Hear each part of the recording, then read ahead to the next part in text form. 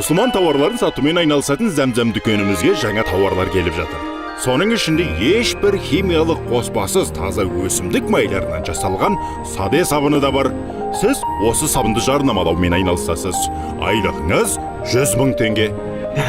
Келістік, рахмет сізге, рахмет. 120 мың? 100 мың болу керек еді ғой. Демек нәсіп.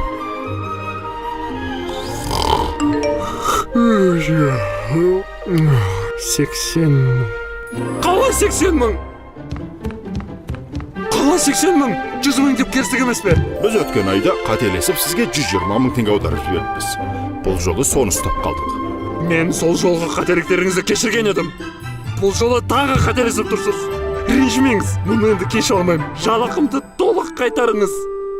Ұялмаған, бұйырмағаннан татар.